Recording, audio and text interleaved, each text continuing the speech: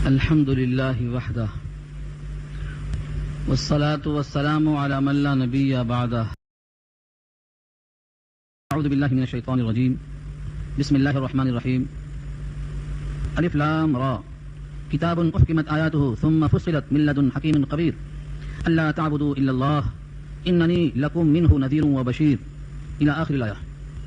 صدق الله العلي العظيم وصدق رسوله النبي الكريم ونحن على ذلك من الشاهدين والشاكرين.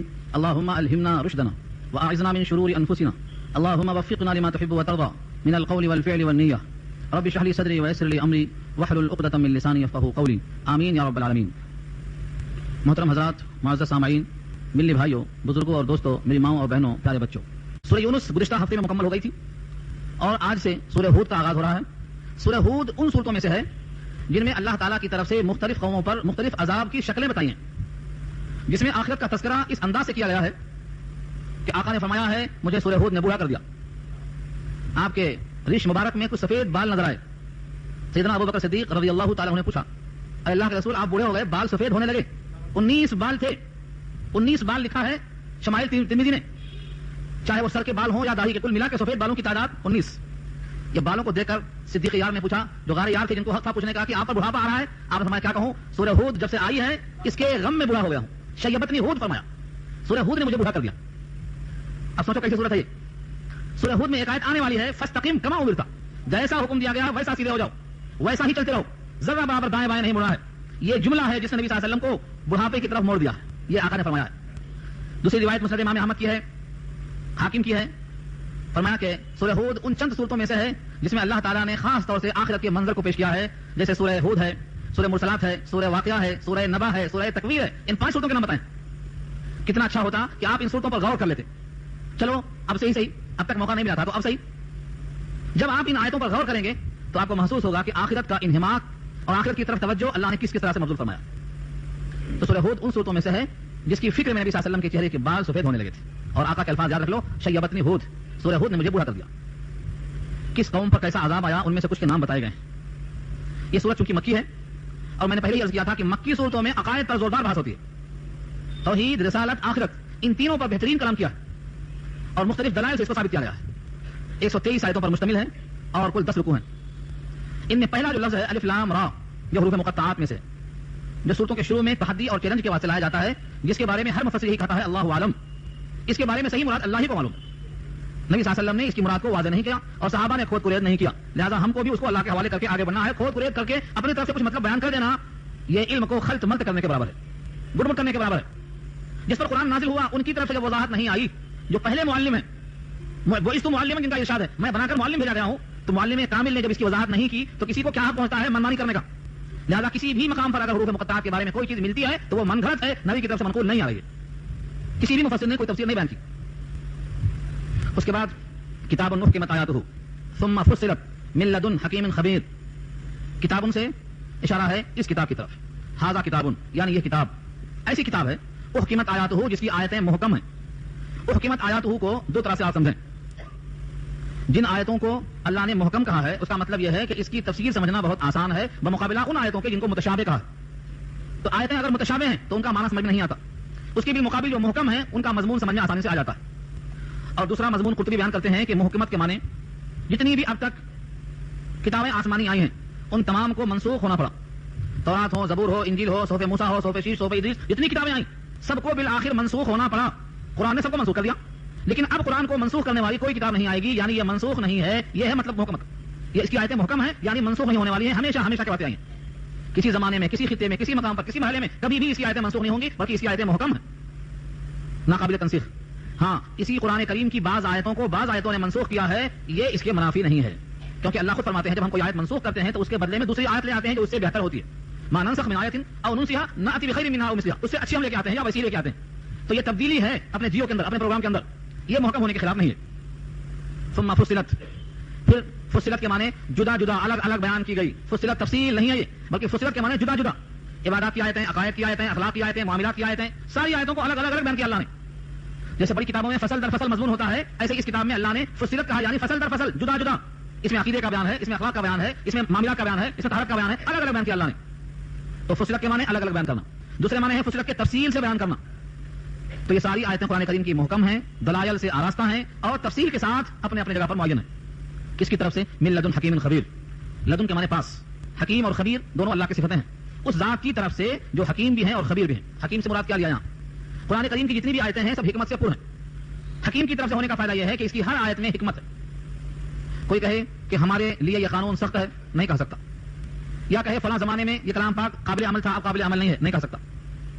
1400 سال گزر چکے، 1429 سال گزر چکے. جیسے اس وقت قابل عمل تھا ویسے آج بھی قابل عمل ہے، ویسے قیامت تک قابل عمل رہے گا. یہ ہے حکیم کی طرف سے آنے کا فائدہ. دنیا کے لوگ قانون بناتے ہیں تو ان کے دماغ میں، ان کی آنکھوں کے سامنے ایک دیوار ہوتی ہے، وہیں تک دیکھ سکتے ہیں. 100 سال، 200 سال، 500 سال، اس کے بعد وہ قانون توڑنے کے لائق بن جاتا ہے. ان کی وہ تھیوری چینج ہو جاتی ہے. لیکن یہ قرآن اس حکیم کی طرف سے ہے جس کی وجہ سے اس کلام پاک میں اتنی حکمت ہے کہ کبھی بھی تبدیلی کی نوبت نہیں آئے گی، کبھی بھی ناقابل عمل نہیں ہوگا، کثرت استعمال سے پرانا نہیں ہوگا. یہ حکیم کی طرف سے آنے کا فائدہ ہے. حکیم کا حکم اور حکیم کا قانون حکمت سے خالی نہیں ہوتا. اور خبیر کہا؟ باخبر ہے. کوئی یہ کہے کہ بھائی اس قانون میں تو ہمارا لحاظ نہیں کیا گیا، جیسے آج کل بہت سے لوگ آتے ہیں اسلام میں عورتوں کا خیال نہیں کیا گیا. یہ خبیر کی طرف سے ہے جو باخبر ہے کہ عورت کے لیے کیا مناسب ہے، مرد کے واسطے کیا مناسب ہے، بچے کے واسطے کیا مناسب ہے، غریب کے واسطے کیا مناسب ہے، لڑکی جب بیٹی ہو تو کیا مناسب ہے، لڑکی جب بیوی ہو تو کیا مناسب ہے، لڑکی جب ماں ہو تو کیا مناسب ہے، لڑکی دادی ہو تو کیا مناسب ہے. اللہ نے ہر ایک کے لیے قانون رکھا ہے. یہ باخبر ہونے کی دلیل ہے. جتنے لوگ اسلام پر اعتراضات کرتے ہیں ان کو حقیقت یہ ہے، بخدا عرض کرتا ہوں، ان کو قانون الہی سے واقفیت نہیں ہے. جس طرح سورہ یونس میں پیچھے آ چکا ہے کہ وہ جھٹلا دیتے ہیں بلا معلومات کیے ہوئے، بل کذبوا بما لم یحیطوا بعلمہ. سورہ یونس میں پیچھے جس کو ان کے علم نے احاطہ نہیں کیا اس کو یوں ہی جھٹلا دے رہے ہیں. آج سارے یورپ کو یا سارے ان انسانوں کو جو قرآن کے اعتراضات کرتے ہیں، یہ بات آپ پہنچائیں ان کو کہ اگر وہ قرآن کریم کے قانون سے واقف ہو کر بات کریں گے تو انشاءاللہ ان کا سارا اعتراض دفع ہو جائے گا. کسی طرح سے ان کا اعتراض قابل عمل نہیں ہوگا. یہ دو صفتیں اللہ کی طرف سے آئی ہیں، حکیم اور خبیر، کہ جس قانون کو اللہ نے بیان کیا ہے وہ باخبر ہے، تمہیں کسی مشورہ دینے کی ضرورت نہیں ہے. تو تین باتیں معلوم ہوئی. یہ کتاب محکم ہے، منسوخ نہیں. اس کی آیتیں جدا جدا بیان کی گئی ہیں، کوئی خلط و التباس نہیں. یہ اس ذات کی طرف سے ہے جو حکمت سے پر ہے، حکیم ہے، لہذا کلام میں کوئی کلام، کوئی حکم حکمت سے خالی نہیں. اور وہ باخبر ہے، کسی بھی مخلوق سے بے خبر نہیں.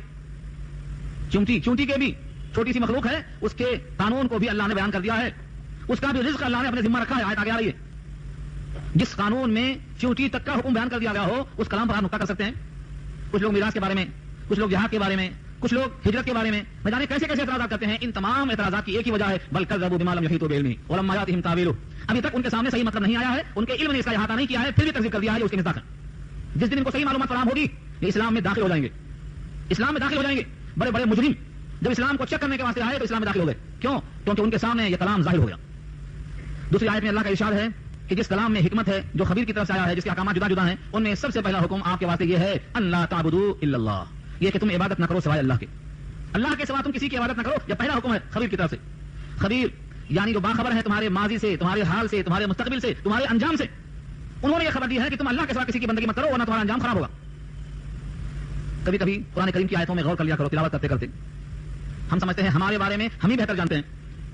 انسان یہی سوچتا ہے کہ ہم نے بہت پڑھ لیا ہے، بڑی نالج ہے، بڑا ڈگری کا ہمیں گمان پیدا کر لیا ہے، ہمارے بارے میں صحیح معلومات ہم ہی کو ہے. اور وہ عربی کا مشہور مقولہ ہے، صاحب البیت ادری بما فیہ. گھر والے کو معلوم ہے گھر میں کیا ہے، لہذا ہمارے بارے میں ہم کو خوب معلوم ہے. یہ انسانی مقولہ ہے، انسانی دھوکہ ہے، انسانی فریب ہے. ہم تو اپنے شعور کو پہنچنے کے بعد جاننے کے لائق ہوئے کہ یہ میری اماں ہے، یہ میرے ابا ہے، یہ میرا بھیا ہے، یہ میرا گھر ہے. پہلے خبر تھی اس کی؟ پہلے خبر نہیں تھی. اللہ تعالیٰ کو ہمارے تمام ماضی اور حال مستقبل کی خبر کب سے ہے؟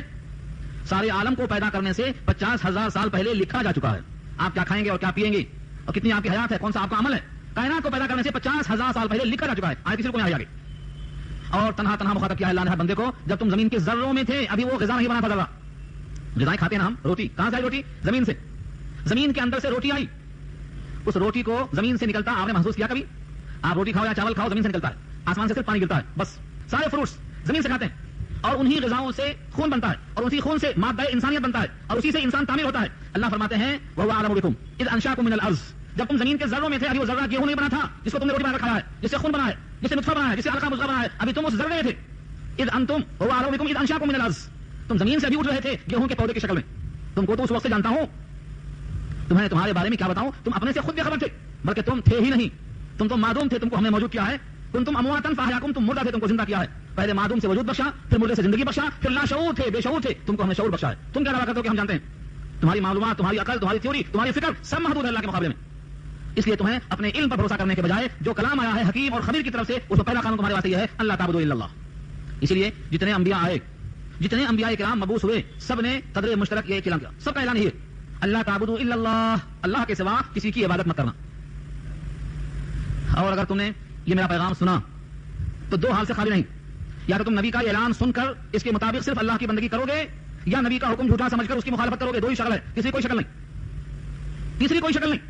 اسی واسطے اللہ نے کہا ہے فمن شاء فلیؤمن ومن شاء فلیکفر، جس کا دل چاہے ایمان لائے، جس کا دل انکار کرے، یا تو مانے یا تو نہ مانے، اما شاکرا و اما کفورا، یا تو شکر گزار بنتا یا نہ شکر بنتا، تیسرا کوئی راستہ نہیں. تو فرمایا تمہارے لیے قانون یہ ہے تم اللہ کے سوا کسی کی عبادت مت کرو، یعنی اس کے سوا تمہارا کوئی حاکم نہیں ہے، تمہارا کوئی معبود نہیں ہے، تمہارا کوئی رازق نہیں ہے، تمہارا کوئی مسجود نہیں ہے، تمہارا کوئی مولا نہیں ہے، صرف وہی تمہارا مولا ہے، وہی تمہارا کارساز ہے. یہ پیغام دینے کے بعد اب اگر تم اس کو مانتے ہو تو میں تمہارے لیے بشیر ہوں، اور اس کو تم نہیں مانتے ہو تو میں تمہارے واسطے نذیر ہوں. دو شکل ہے تمہارے لیے. آگے فرمایا اننی لکم منہ نذیر و بشیر. نذیر اور بشیر دونوں نبی کی صفت ہے. نذیر فعیل کے وزن پر مبالغہ ہے، بشیر بھی مبالغہ ہے فعیل کے وزن پر، یعنی مبالغے کے ساتھ تم کو ڈراتا ہوں اگر تم نے انکار کیا ایک اللہ کی بندگی سے، اور اگر اس کو مان لیا تو میں تمہارے واسطے بشیر ہوں، بشارت دینے کو حاضر ہوں کہ تمہارے واسطے جنت ہے، تمہارے واسطے اللہ کی رضا ہے. دو صفتیں اننی بے شک میں لکم تمہارے لیے منہ اس کی طرف سے، یا منہ میں اشارہ کس کی طرف ہے؟ من اللہ، جس کا یہ حکم ہے کہ اللہ کے سوا کسی کی بندگی نہ کرو، میں اسی کی طرف سے تمہارے حق میں کیا ہوں؟ نذیر اور بشیر. دو صفتیں لے کر آیا ہوں. تم نے اگر مان لیا تو بشیر، نہیں مانا تو نذیر. دیکھو یہاں نذیر پہلے ہے، بشیر بعد میں ہے. کیوں؟ جب نبی صلی اللہ علیہ وسلم نے اعلان کیا تھا قولوا لا الہ الا اللہ، لوگوں لا الہ الا اللہ کہو کامیاب ہو جاؤ گے، تو آپ تنہا تھے، کوئی آپ کے ساتھ نہیں تھا. تو پہلے جب کوئی آپ کی بات نہیں ماننے والا تھا تو کوئی امت کے حق میں آپ کیا ہوئے؟ نذیر ہوئے. اور جیسے جیسے لوگ مانتے گئے ان کے حق میں آپ بشیر ہوئے. سب سے پہلے ابو بکر صدیق رضی اللہ تعالیٰ عنہ مردوں میں اسلام میں آئے، ان کے واسطے آپ کیا ہوئے؟ بشیر. خدیجہ آئیں، ان کے واسطے بشیر. حضرت علی بچوں میں آئے، ان کے واسطے بشیر. ام ایمن باندیوں میں آئی، ان کے واسطے بشیر. اور حارثہ غلامی میں سب سے پہلے آپ کے قریب آئے، اسلام میں داخل ہوئے، ان کے واسطے بشیر. تو جیسے جیسے لوگ قریب ہوتے گئے ان کے حق میں آپ کی صفت بشیر ظاہر ہوئی. اب تک اگر نہیں مانا تھا تو اس پر توبہ کرو اور استغفار کرو. اگلی آیت میں توبہ اور استغفار دو باتیں کہی گئی ہیں. وَأَنِ اسْتَغْفِرُوا رَبَّكُمْ ثُمَّ تُوبُوا إِلَيْهِ، اور یہ بھی حکم ہے تمہارے لیے اللہ کی طرف سے کہ تم اپنے رب سے گناہ بخشواؤ. استغفروا ربکم، اپنے رب سے اپنے گناہوں کی بخشش چاہو. استغفار اس کا مادہ ہے غفر، غین فیر. غفرہ کے معنی بخشش، اور اس میں الف سین تے شامل ہوا، یہ باب استفعال سے ہے، چاہنا، طلب کرنا. تو استغفار کے معنی بخشش کو چاہنا. کس سے؟ ربکم، رب سے. کیوں؟ بخشش کرنے کا اختیار صرف تمہارے رب کو ہے اور کسی کو نہیں ہے. جیسے عیسائیوں کا عقیدہ ہے پوپ کے پاس گئے، اپنے گناہ کا اعتراف کر لیا اور پوپ نے دعا کر دیا، گناہ معاف ہو گئے. بلکہ پوپ دعا نہیں کرتا، کہا تھا جاؤ میں نے معاف کر دیا. یہاں قرآن نے کہا کسی انسان کو گناہ معاف کرنے کا حق نہیں ہے. اور یہی آپ نماز میں بھی کہتے ہیں. نماز میں کیا کرتے آپ؟ اللہم انی ظلمت نفسی ظلما کثیرا. آگے ولا یغفر الذنوب الا انت، اور نہیں گناہوں کی مغفرت کر سکتا ہے کوئی سوائے آپ کے. یہ الا انت کیا ہے؟ آپ کے سوا میرے گناہوں کی مغفرت اور کوئی نہیں کر سکتا. یہ کلمہ حضور صلی اللہ علیہ وسلم نے بھی نماز میں پڑھا، سارے صحابہ نے پڑھا، سارے اولیاء نے پڑھا، سارے علماء نے پڑھا. اس کے بغیر نماز ناقص ہوگی. اگر دعائے مسورہ آپ نہیں پڑھیں گے تو نماز ہو جائے گی مگر ناقص ہوگی، مکروہ ہوگی، سنت کی خلاف ورزی کی وجہ سے. تو نماز میں آپ کا اعلان بتاتا ہے کہ گناہوں کی بخشش کرنا صرف اللہ کے قبضے قدرت میں. اس لیے کہا وان استغفروا ربکم، اور استغفار کرو یعنی اپنے گناہ کو بخشواؤ. ربکم تمہارے پروردگار سے. ثم پھر توبوا الیہ، اسی کی طرف رجوع ہو جاؤ، اسی کی طرف متوجہ ہو جاؤ. یہاں سے دو باتوں میں، ایک استغفار اور ایک توبہ. ماضی کے گناہوں پر شرمندہ ہونا یہ استغفار ہے، اور آئندہ سے اب وہ غلطی نہیں ہوگی اس کا پختہ ارادہ کرنا یہ توبہ ہے. استغفار ماضی کے گناہوں پر نادم ہونا، اور توبہ اللہ کی طرف رجوع ہونا کہ اب غلطی نہیں ہوگی. دو چیزیں ہیں. ایسا نہیں ہے کہ روز توبہ کریں گے روز غلطی کریں گے، روز توبہ کریں گے کلہ پھر لیں گے پھر وہی غلطی کریں گے. ایسی توبہ پر بھی توبہ کرنا چاہیے، کیونکہ یہ توبہ خود توبہ کے لائق ہے. یہ توبہ ہے کہ مذاق ہے؟ توبہ ایسی کرو کہ آئندہ اس غلطی کے قریب نہیں جائیں گے. ندامت ہو، کسی کا حق ہے تو اس کو ادا کرو، مستحق نہیں ملتا ہے تو اس کے حق میں صدقہ کرو، اور اللہ سے اس کے حق میں دعائیں خیر کرو، تب جا کے توبہ ہوتی ہے. تو توبہ رجوع ہونا اللہ کی طرف. پہلے استغفار کرو. چنانچہ نبی صلی اللہ علیہ وسلم پر جب سورہ نصر نازل ہوئی، اذا جاء نصر اللہ والفتح، اس پوری صورت میں آخر میں اللہ نے حکم دیا ہے فسبح بحمد ربک واستغفرہ، یہ وہی لفظ ہے. تو نبی صلی اللہ علیہ وسلم اللہ سے استغفار کثرت سے کرتے تھے. کتنا؟ دن میں 100 بار کرتے تھے استغفار. جب معصوم نبی دن میں 100 بار استغفار کرتے ہیں تو ہمیں کتنے دفعہ کرنا چاہیے؟ بولو، دل میں ہاتھ رکھے بولو کتنا کرنا چاہیے؟ سبحان اللہ وبحمدہ استغفر اللہ، سبحان اللہ وبحمدہ استغفر اللہ. اللہ سے کثرت سے کرتے رہتے تھے. تو استغفار کرنے سے کیا ہوگا؟ گناہ دھل جائیں گے. ثم توبوا الیہ، پھر رجوع کرتے اللہ کی طرف، یعنی متوجہ رہتے تھے تاکہ وہ آئندہ غلطی نہ ہونے پائے. جو بندہ استغفار کرے گا اور توبہ یعنی رجوع کرے گا اس کے لیے اللہ نے کئی وعدے کیے ہیں. کئی وعدے. یہاں ایک وعدہ پہلے سن لیجیے. یمتعکم متاعا حسنا، اس استغفار اور توبہ کے نتیجے میں اللہ تمہیں سامان ایسا عطا فرمائیں گے جس کو بہترین سامان کہا جاتا ہے. یمتعکم، متع یمتع کے معنی تم کو فائدہ اٹھانے کا موقع دیں گے. کیسا؟ متاعا حسنا، بہترین سامان. متاعا حسنا کی تعریف کیا ہے مفسرین نے؟ جتنا اللہ نے دیا ہے اس پر کوئی ملال نہیں بلکہ اسی پر خوش رہنا، یہ متاع حسن ہے. بعض لوگوں کو کتنا مل جائے تو اتنی ہرس ہوتی ہے کہ وہ بے انتہائی اضطراب میں ہوتے ہیں، کیسے لاؤں، کہاں سے لاؤں، کس کو ڈباؤں، کس کو ذبح کروں، اسی دھن میں پڑے رہتے ہیں. وہ متاع حسن سے مراد جو اللہ نے دیا ہے اس پر قانع ہو، اس پر شاکر ہو. اور اپنے سے کم تر والے کو دیکھ کر خوش ہو کہ اللہ نے مجھے اتنا دے دیا. یہ متاع حسن ہے. اور بعض لوگوں نے کہا اپنے نصیبے پر اور اپنے مقدر پر اور اللہ کی تقسیم اور اللہ کے فیصلے پر خوش ہے. یہ متاع حسن ہے. یہ ایمان کی علامتوں میں سے ایک علامت ہے کہ جب موقع خوشحالی کا آئے تو شکر کرے, مصیبت آئے تو صبر کرے, اور جو فیصلہ اللہ کا ہو اس پر راضی رہے, نوذا بالقضاء, خوش رہے اس کے اوپر. یہ متاع حسن ہے. چنانچہ اگر تھوڑا سا کمی کوتاہی ہو کسی موقع پر تو یہ سمجھنا چاہیے کہ ہمارے لیے یہی بہتر ہے جس کا فیصلہ اللہ نے کیا ہے. ایک بار نبی صلی اللہ علیہ وسلم کو بھوک کا احساس ہوا. اسی وقت ابو بکر صدیق رضی اللہ تعالیٰ عنہ کو بھوک کی شدت نے بےتاب کیا. وہ گھر سے باہر نکل کے سیدھا آپ کے پاس تشریف لائے اور اپنے بھوک کا اظہار کیا. آپ نے کہا مجھ کو بھی بھوک کا احساس ہو رہا ہے. تشریف لے کے گئے, ایوب انصاری کے مکان کے پاس پہنچے. انہوں نے تار لیا, کہا بکری ذبح کرنے اور تیار کرنے میں تھوڑا ٹائم لگے گا, تب تک انگور کے خوشے توڑ لائے. کہا جب تک دیکھو یہ خوشے لانے تک میں ذبح بکری لیتا ہوں. آپ نے کہا دیکھو دودھ والی بکری کا خیال کرنا, اس کو ذبح نہ کرنا. تھوڑی دیر میں گوشت آیا بھون کے. آپ نے روٹی کا ٹکڑا لیا, اس پر بوٹی رکھا, کہا فاطمہ کو دلاؤ, کئی دن سے نہیں کھانا کھایا اس نے بھی. جب کھانا کھا چکے اور پانی پی چکے تو فرمایا کہ دیکھو قیامت میں ان نعمتوں کا سوال ہوگا. اس کے بعد آیت پڑھا سورہ تکاثر, ثم لتسألن یومئذ عن النعیم. یہ چھاؤں کا, یہ ٹھنڈے پانی کا, یہ بھنے ہوئے گوشت کا, یہ روٹی کے ٹکڑے کا, یہ انگور کے خوشے کا, لتسألن, تم سوال کیے جاؤ گے. یومئذ عن النعیم, یہ جو نعمتیں ہیں سوال کیے جاؤ گے. ایک صحابی نے کہا یہ تو نعمتیں اتنی مشقت, اتنی پریشانی, اتنی آزمائش کے بعد آئی ہیں. فرمایا قسم ہے جس درخت کی چھاؤں میں بیٹھے ہو, یہ سایہ بھی اللہ کی نعمت ہے, اس کا بھی سوال ہوگا. تو اللہ تعالیٰ مومن کے لیے یہ جو احساس دیتے ہیں کہ پانی تو سب پیتے ہیں, لیکن جب مومن پیتا ہے تو الحمدللہ کہتا ہے, حق ادا ہو جاتا. اور جب کافر پیتا ہے تو اسے اس کا احساس نہیں ہوتا ہے کہ میرا کوئی مالک ہے. پیتا ہے غفلت میں, کھاتا ہے غفلت میں, سوتا ہے غفلت میں, اس لیے کل آرام ہے, وہ چوپائی کی طرح ہے, اسے کوئی احساس نہیں.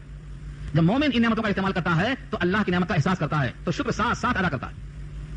دوسری آیت میں اللہ کا ارشاد ہے, جو شخص مومن ہو اور وہ عمل صالح کرے, چاہے وہ مرد ہو چاہے وہ عورت, ہم اس کی حیات کو پاکیزہ حیات کر دیں گے. من عمل صالحا منکم من ذکر او انثى وهو مؤمن فلنحيينه حیاتا طیبہ. یہ آیت لوگوں کو نظر کیوں نہیں آتی قرآن کریم میں؟ قرآن کریم میں یہ آیت نظر کیوں نہیں آتی؟ ہم سمجھتے ہیں کہ اگر ایمان پر عمل صالح پر قائم رہیں گے تو ہم قوم کے ساتھ شانہ بشانہ چلنے کے لائق نہیں رہیں گے, لہذا ہم کو جھوٹ بولنا پڑے گا, ہم کو فریب کرنا پڑے گا. یہ دماغ سے نکالو. جو مومن ہوگا اور عمل صالح پر قائم ہوگا, اللہ کا یہ وعدہ ضرور پورا ہوگا کہ اس کی حیات قابل رشک بنا دیں گے. کیسے بنے گی قابل رشک؟ صحابہ کرام کی باتوں میں غور کرو. سب سے بڑا غنی کون؟ یہ سوال کیا جائے آپ سے تو آپ کیا کہیں گے؟ سب سے بڑا غنی کون؟ تو آپ کیا کہیں گے؟ اللہ تو غنی ہے ہی, دنیا سے فقیر ہے, لیکن انسانوں میں ان فقیروں میں سب سے بڑا غنی کون ہے؟ جو کسی کے مال کی طرف توجہ ہی نہ کرے وہ غنی ہے. یعنی تم کسی کے مال کی طرف ہریسانہ نگاہ مت ڈالو, تم اغنى الناس بن جاؤ گے, سب سے بڑا غنی تم ہو. تمہاری نگاہ چیل ہوئے کی طرح کسی کے مال پر نہ پڑے تو تم غنی بن گئے. غنی بننے کے لیے غنائے نفس کافی ہے, مال کی کثرت کافی نہیں ہے. کتنے لوگ ہیں جن کے پاس مال کی بڑی کثرت ہے پھر بھی سود لینے کو تیار ہیں, پھر رشوت لے رہے ہیں, مال غصب کر رہے ہیں, زمینیں ہڑپ کر رہے ہیں. کیوں؟ کیونکہ اصل غنا غنائے نفس ہے. ہمیں کسی کا مال نہیں چاہیے, یہ ہے غنا. تو یہ ہے متاع حسن. متاع حسن یہ ہے کہ جو بھی اللہ کا دیا ہوا ہے اس میں خوش ہے, قانع ہے, کوئی شکوہ نہیں ہے, دل میں کوئی اضطراب نہیں ہے, دل میں کوئی تفکر نہیں ہے. اس طرح جو حیات گزرتی ہے مومن کی, یہ متاع حسن کا مصداق ہے. یہاں اللہ نے یہ فرمایا سورہ نوح پارہ 29 میں فرمایا کہ جب کوئی توبہ استغفار کرتا ہے تو ہم متاع حسن اور زندگی کا سرمایہ کیسا دیتے ہیں؟ سورہ نوح پارہ 29 کیا فرمایا؟ تم حضرت نوح نے کہا تھا اپنی قوم سے تم توبہ کر لو, ثم توبوا الیہ یرسل السماء علیکم مدرارا, تم پر پانی کی بوچھار ہو جائے گی, اتنا پانی برسائیں گے کہ پیداوار بڑھ جائے گی. وَيُمْدِدْكُمْ بِأَمْوَالٍ وَبَنِينَ وَيَجْعَلْ لَكُمْ جَنَّاتٍ وَيَجْعَلْ لَكُمْ أَنْهَارًا. چار نعمتوں کا وعدہ فرمایا, بارش خوب ہوگی, بیٹوں کی ذریعے سے تمہاری مدد ہوگی, مال کی کثرت ہوگی. وَيُمْدِدْكُمْ بِأَمْوَالٍ وَبَنِينَ وَيَجْعَلْ لَكُمْ جَنَّاتٍ, باغات بنائیں گے تمہارے لیے, وَيَجْعَلْ لَكُمْ أَنْهَارًا, اور نہریں جاری کر دیں گے پانی کی. تم شاکر بن کے دیکھو. آگے چل کے فرمایا ہے تمہیں کیا ہو گیا ہے, تمہیں اللہ سے امید نہیں؟ ما لکم لا ترجون للہ وقارا, تمہیں کیا ہو گیا, تمہیں اللہ سے امید نہیں؟ کیا تمہارے سوال کو رد کیا اللہ نے؟ آتاکم من کل ما سألتم, جو مانگا ملا, اب تمہیں اسی کیوں ہو رہی ہے؟ تو توبہ استغفار کے ذریعے سے بارش کی کثرت, میووں کی کثرت, اولاد کی کثرت, مال کی کثرت, غنا کی کثرت, زندگی پاکیزہ تر بنانے کا وعدہ کیا اللہ نے. اب تو کرو توبہ استغفار صبح و شام. اسی واسطے کہا ہے سبحوہ بکرۃ و اصیلا, صبح شام اللہ کی تسبیح بیان کرو. فائدہ اس کا یہ ہوگا. یہ متاع حسن کب تک ہوگا؟ الی اجل مسمى, ایک وقت مقرر تک. کیوں؟ کیونکہ اس حیات کو اللہ نے متعین کر دیا ہے, ایک حیات طے کر دی ہے. اگر یہ بتا دیا ہوتا تو شاید سب لوگ کھانا کھانا چھوڑ دیتے فکر میں, ارے میرا تو 2 ہی دن باقی ہے, میرا تو 1 ہی مہینہ باقی ہے, میرا تو صرف 6 مہینہ باقی ہے, پہلے بیمار پڑ جاتے. کل جانا ہے تو آج خبر نہیں ہے, کھائے جا رہے ہیں, بنائے جا رہے ہیں. تو اللہ نے کہا الی اجل مسمى, ایک وقت مقرر ہے, اس کے بعد اس کائنات کو چھوڑنا ہے. آج تک کوئی ایسا انسان پیدا نہیں ہوا آدم سے لے کر اب تک کہ جس کی روح کو فرشتوں نے قبض نہ کر لیا ہو. اللہ کی طرف سے ہر وہ شخص جو دنیا میں آیا ہے اس کی ایک لمٹ ہے, بس وہ ہے مسمى, متعین مدت. اس کے بعد کیا ہوگا؟ اس کے بعد وہی ہوگا کہ اس کی روح قبض کی جائے گی. اگر 1000 سال کی عمر ہو جائے, حضرت نوح کی طرح 950 برس کی حیات مل جائے, تب بھی اس کے بعد کیا ہے؟ تو موت. اس سے کسی کو مفر نہیں, وقت مقرر ہے, اس واسطے کہا گیا ہے. حضرت موسیٰ جیسے پیغمبر جنہوں نے ملک الموت کی آنکھ پھوڑ دی تھی, یاد ہے قصہ؟ بعض لوگوں نے کہا یہ قصہ صحیح ہے کہ نہیں ہے. پہلے لوگ کیا کرتے ہیں, تبصرہ کر دیتے ہیں, کتاب کھولتے ہیں بعد میں. ابھی میں نے کیا نا بل کذبوا بما لم یحیطوا بعلمہ ولما یاتہم تاویلہ، جھٹلا دیا پہلے اپنے علم سے اس کا احاطہ نہیں کیا. یہ عام کمزوری ہے، پہلے علم حاصل کرنا پھر تبصرہ کرنا. علم حاصل کے بغیر تبصرہ نہیں ہو سکتا. یہ واقعہ خود بخاری کے اندر موجود ہے. ملک الموت پہلے انسانوں کی شکل میں آتا تھا، انسان کی طرح آتا تھا، جسم کے ساتھ آتا تھا. اس کے بعد فرشتے کو یہ حکم ہوا ہے کہ تم انسان کی شکل میں مت جاؤ، اب تم کو جانا ہے اپنے شکل میں، تاکہ کوئی تھپڑ مارنے کی نوبت نہ آئے. کہا میں تمہاری جان لینے آیا ہوں. موسیٰ نے کہا میری جان، ایک تھپڑ دیا کھینچ کے، آنکھیں باہر آ گئی. ہاتھ میں لے لیا فرشتہ، اللہ کے پاس پہنچا. کہا تمہارا موسیٰ مرنا نہیں چاہتے، دیکھو تھپڑ مارا، آنکھیں آ گئی. اللہ نے کہا ٹھیک ہے. اس کی آنکھ درست ہو گئی. کہا جا کے کہا دو ایک بیل کی پیٹھ پہ ہاتھ رکھو، جتنے بال آئیں گے اتنے سال کی حیات بڑھ گئی. جینا چاہتے ہو نا جیو. فرشتے نے پیغام پہنچا دیا، بیل کے اوپر ہاتھ رکھو، جتنے بال اتنے سال. کتنے بال آئیں گے گن سکتے؟ حضرت موسیٰ نے کہا پھر اس کے بعد کیا ہوگا؟ کہا پھر میں حاضر ہوں، پھر وہی قدر ہوں. کہا جب آخر وہی ہونا ہے تو پھر اتنی دیر کیوں ابھی صحیح؟ ہاں حضرت ابراہیم کے پاس آئے تو انہوں نے کیا کہا؟ خلیل یعنی دوست کیا اپنے دوست کی جان لیتا ہے؟ کہا جناب اس طرح کہیے نا کہ کوئی دوست اپنے دوست کے پاس چلنے سے کتراتا ہے؟ چلیے نا، اس کے بغیر ملاقات کیسے ہو سکتی ہے؟ تو ہم یہ سمجھتے ہیں کہ یہاں ہمیشہ نہیں، الی اجل مسمى سب کے لیے. آدم سے لے کر ایدم کوئی شخص نہیں، کل من علیہا فان، جو بھی ہیں فنا ہے ان کے اوپر. وما جعلنا لبشر من قبلک الخلد افإن مت فهم الخالدون. سورہ انبیاء کے الفاظ ہیں، آپ سے پہلے آئے نبی ہم نے کسی بشر کو دوام نہیں بخشا. کیا آپ کی وفات ہو جائے گی اور یہ باقی رہیں گے طنز کرنے والے؟ نہیں، کسی کو بقا نہیں ہے. ایک ہی راستہ سب کے واسطے. اس واسطے کہا الی اجل مسمى، ایک وقت مقررہ تک. ویؤتی کل ذی فضل فضلہ، اور دیتا ہے وہ یا دے گا وہ کس کے بدلے میں؟ توبہ استغفار کے بدلے میں. زندگی کیسی ہوئی؟ متاع حسن. اس کے بعد ایک مقررہ مدت تک فائدہ اٹھانے کا موقع. اس کے بعد ہر ذی فضل کو اپنا فضل. کیا مطلب ہوا؟ ہر ذی فضل کو اپنا فضل، ہر فضل والے کو. تو کل ذی فضل کے معنی کل ذی عمل صالح، ہر نیک عمل والے کو دے. کیا دے؟ اس کا فضل یعنی اپنا رزق. تو پہلے ذی فضل سے مراد ذی عمل صالح، اب دوسرے فضل سے مراد رزق ہے. جب بندہ توبہ کرتا ہے تو اللہ تعالیٰ ہر نیک عمل کرنے والے کو اپنا فضل یعنی رزق عطا فرماتے ہیں. فضل سے مراد عمل صالح کیسے ہے؟ کیونکہ عمل صالح ذریعہ ہے اللہ کے فضل کو حاصل کرنے کا. اور یہ اسی بندے کو توفیق ہوتی ہے جس پر اللہ کا فضل ہوتا ہے. اللہ کا فضل نہ ہو تو عمل صالح کی توفیق نہیں ہوتی ہے. قرآن کریم کا سننا یہ بہترین عمل ہے، قرآن کریم کا پڑھنا بہترین عبادت ہے. یہ عمل صالح کیا آپ کو بغیر توفیق الہی کے ملا ہے؟ یہاں آپ کا آنا، یہاں پر جانا، یہ سب اللہ کی توفیق، اللہ کا فضل ہے. ورنہ آج تو سنڈے ہے، پوری قوم گلشنے اڑا رہی ہے. جس کو بٹھا دیتے ہیں رب کریم اپنی کتاب کھول کر، توفیق ہوتی ہے ان کی، سب کو توفیق نہیں ملتی ہے. تو یہ ذی فضل سے مراد عمل صالح والے کو اللہ اپنا فضل یعنی اپنا رزق دیتے ہیں. وَإِن تَوَلَّوْا، اور اگر تم نے پیٹ پلٹا لیا، انہیں توبہ نہیں کیا، گناہ ہوا ہے، جمع ہوا استاق میں، اور آج بھی توبوا الیہ یعنی رجوع کرنے کے بجائے بغاوت، آج بھی غفلت، تو پھر کیا ہوگا؟ فرمایا وَإِن تَوَلَّوْا، اگر تم نے پیٹ پلٹا لیا فَإِنِّي أَخَافُ عَلَيْكُمْ، تو بے شک میں ڈرتا ہوں تمہارے اوپر. کس بات سے؟ عذاب یوم کبیر، ایک بڑے دن کے عذاب سے. بڑا دن کون سا ہے؟ قیامت کا دن. بڑے دن کے عذاب سے ڈرتا ہوں. وہ بڑا دن کیسے ہے؟ قرآن کریم نے قیامت کے دن کو بڑا دن کہا ہے کئی وجہ سے. ایک وجہ یہ بھی ہے کہ دنیا کے 1000 سال کے برابر وہاں کا ایک دن ہوگا. اب بتاؤ بڑا ہوا کہ نہیں ہوا؟ کان مقدارہ 1000 سنۃ مما تعدون، سورہ سجدہ کی آیت ہے 21واں پارہ. دنیا کا 1000 سال آخرت کے ایک دن کے برابر. بڑا دن ہوا. دوسری آیت سورہ معارج پارہ 29 کی ہے، کان مقدارہ 50,000 سنۃ، 50,000 سال کا ایک دن ہوگا. یہ ان کے لیے جن پر سختی ہوگی، اور وہ دن ایسا دن ہوگا کہ جس میں بڑی سختیاں ہوں گی. علی الکافرین غیر یسیر، کافروں پر آسان نہیں ہوگا دن جھیلنا. ہاں مومنوں پہ آسان ہوگا. علی الکافرین غیر یسیر، آسانی کافروں پر نہیں ہوگی. تو یہ بڑا دن ہے. اس دن میں سب کے سب ننگے ہوں گے. ہاں کوئی کپڑا وپڑا نہیں رہے گا جسم پہ. جیسے ماں کے پیٹ سے بچہ پیدا ہوتا ہے بغیر ختنہ کے اور بغیر بال کٹے اور بغیر ناخن کٹے بغیر لباس کے، سارے انسان اللہ کے سامنے اس دن ایسا ہی کھڑے ہوں گے. اللہ فرمائیں گے لقد جئتمونا فرادا کما خلقناکم اول مرہ بل زعمتم ان لن نجعل لكم موعدا. سورہ کہف پڑھ لینا. آئے نا ہمارے پاس تنہا، آئے نا فرادا تنہا، کما خلقناکم اول مرہ، جیسا پہلی بار پیدا کیا تھا تنہا آئے تھے ماں کے پیٹ سے، ویسا نہ ناخن کٹے ہیں نہ بال، نہ ختنہ ہوا ہے نہ لباس، چلے آئے. بل زعمتم، ہاں تمہارا تو گمان تھا، ان لن نجعل لكم موعدا، کہ ہم تمہارے واسطے ایسا وقت موعود لائیں گے ہی نہیں، مگر آئے نا. سورہ کہف کو جمعے کے دن پڑھنا اسی واسطے ہے تاکہ احساس ہو قیامت جمعے کو آئے گی. اور یہ آیت پڑھ کے تیار ہو جانا، اگر آئی تو آج رہے گی. اس واسطے کہا جمعہ کو پڑھ دو، سورہ جمعے کی نماز میں، اور سورہ کہف دن بھر میں کبھی بھی، تاکہ آخرت تازہ ہو. تو اللہ نے فرمایا وہ دن بہت بڑا ہے. الی اللہ مرجعکم، اللہ ہی کی طرف تم سب کا مرجع ہے. مرجع کے معنی لوٹنا، سب اللہ کی طرف لوٹیں گے. وہو علی کل شیء قدیر، اور وہ ہر شے پہ قادر ہے. جب اللہ قدرت رکھتا ہے ہر چیز پر اور اسی کے بعد تمہیں لوٹ کر جانا ہے، تو اب تمہیں اس کے ماننے سے تعامل کیوں ہوتا ہے؟ اب اللہ کی قدرت کا ایک نمونہ، کتنا قادر ہے. کیا اس طرح قدرت کسی اور کے ساتھ ہو سکتی ہے؟ سوچو. انسان کی ایک فطرت ہے کہ جب وہ کچھ کرنا چاہتا ہے تو چھپتا ہے، چھپنا چاہتا ہے، اور چھپنے میں کیا کرتا ہے کہ مجھے کوئی نہ دیکھے، میرا یہ عمل کسی پر ظاہر نہ ہو. کپڑا اوڑھ لیتا ہے، اپنے اوپر لباس ڈال لیتا ہے، رات کی تنہائیوں میں مستور اور مخفی ہونا چاہتا ہے. اللہ فرماتے ہیں تم